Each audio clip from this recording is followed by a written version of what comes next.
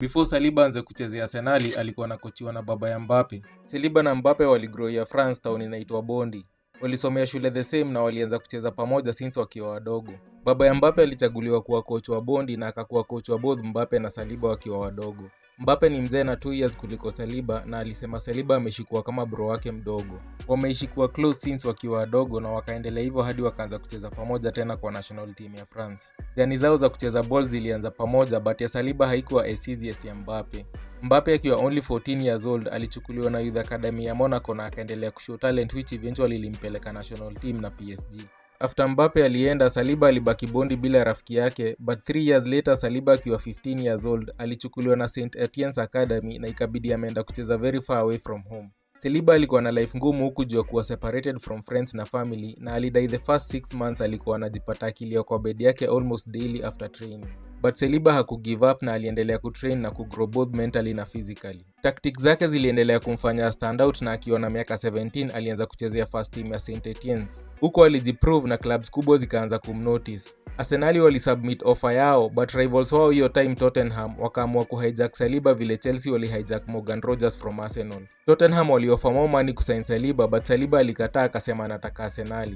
In 2019 Saliba akiwa 18 years old alisainiwa na Arsenal for 27 million euros. Vile alifika Arsenal challenges zake zikaanza. Players na assistant coach wa Arsenal hiyo time walisema game yake haiko poa na ni slow so hakupewa chance ya kucheza. Arsenal walimrudisha Saint Etienne's on loan na Saliba akashow disappointment kubwa sana. Alisema Arteta hakumpea enough chance na alimcheki for 2 games only then akadecide asicheze kwa Premier League. Hakugive up na aliendelea kuongeza bidii kuimprove skills zake za kucheza hadi time ya kurudi Arsenal. Vile Saliba alirudi Arsenal aliwekwa kwa timu ya under 23. Huku pia hakuchaguliwa kwa squad na akapeanwa tena on loan to Nice.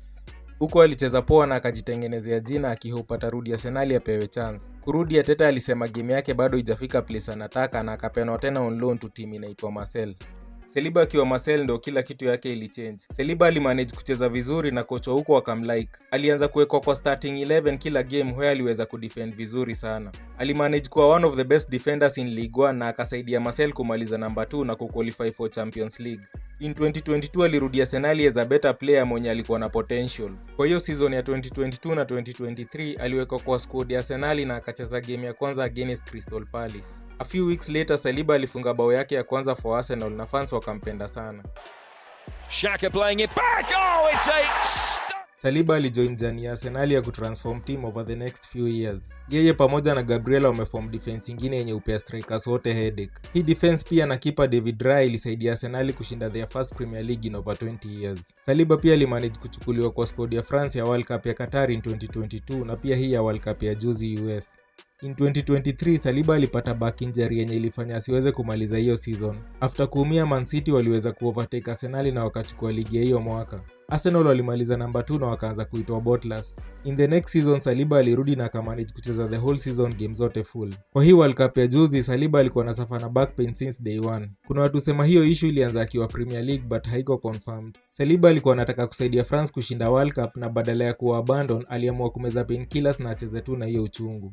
Aliwasaidia kudefend hadi vile walifika semifinals but uchungu ikamzidia so akakaa chini na ikabidi asabiwe. Kwa hiyo game France wali lose 2-0 to Spain na wakatolewa. Spain walienda hadi finali na wakashinda World Cup. Saliba ni one of the few people unaweza sema walichoose Arsenal na wakakeep faith. Ingekuwa ni any other player angeona vile anapeana on loan na amue kusign contract na team nyingine but Saliba hakugive up. Each time alienda on loan alifocus na kujiimprove ni eventually arudi Arsenal na improve team pia. Saa hii Saliba ako out juu ya hiyo injury na ana go through rehabilitation.